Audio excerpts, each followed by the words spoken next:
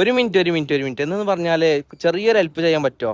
നമ്മളെ ദർസിൽ കുറച്ചൊരു മുത്താലിങ്ങൾ ആവശ്യമുണ്ടായിരുന്നു. നിന്നെ കൊണ്ട് കുറച്ച് മുത്താലിങ്ങൾ ഇവിടേക്ക് എത്തിക്കാൻ പറ്റുമോ? കാരണം നീ ഒരു മുത്താലിങ്ങൾ എത്തിച്ചാൽ ആ മുത്താലിങ്ങൾ പഠിക്കുന്ന പഠനം മുഴുവൻ അതിന്റെ പ്രതിഫലം നിനക്ക് കിട്ടും. കാരണം അവൻ പഠിക്കാൻ കാരണം നീയാണ്. അതുകൊണ്ട് അള്ളാഹുവിന്റെ ഇൽമാണ്. അതുകൊണ്ട് അള്ളാഹുവിന്റെ ഇൽമ പഠിക്കാൻ അള്ളാഹുക്ക് ഏറ്റവും കൂടുതൽ ഇഷ്ടപ്പെട്ടതാണ് മുത്താലിങ്ങൾ എന്ന് പറയുന്നത്. അള്ളാഹുവിന്റെ ഇൽമ പഠിക്കുന്നവർ അള്ളാഹ്ക്ക് ഇഷ്ടപ്പെടാതിരിക്കോ? അതുകൊണ്ട് നമ്മളെ കുടുംബത്തിൽ ഒരു മുത്താലിങ്ങളങ്ങ് വേണം. ഞങ്ങളെ വീട്ടിൽ ഒരു മക്കളങ്ങ് അള്ളാഹുവിന്റെ ഇൽമ പഠിക്കാണ്ട് നമ്മൾ അയക്കുക.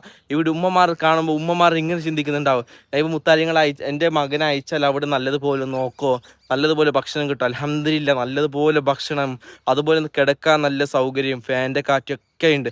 പഠിക്കാനായി നല്ല സൗകര്യമാണ്, എല്ലാത്തിനും സൗകര്യമുണ്ട്. ഞാൻ ഇന്ന് വന്നതിന് ശേഷം ഉമ്മമാർ ഇങ്ങനെ ഉദ്ദേശിക്കുന്നുണ്ടാവും, ഉസ്താദന്മാർ അടിച്ച് വേദനിപ്പിക്കുക. ഞാൻ ഇന്ന് വരെ എനിക്ക് എൻ്റെ ഉസ്താദിൻ്റെ ഇവിടുന്ന് അടി കിട്ടിയിട്ടുണ്ടാവില്ല, ഒരു അടി പോലും എനിക്ക് കിട്ടിയിട്ടുണ്ടാവില്ല. കാരണം അത്രയും പാവമാണ് നമ്മൾ ഉസ്താദന്മാരായെങ്കിലും.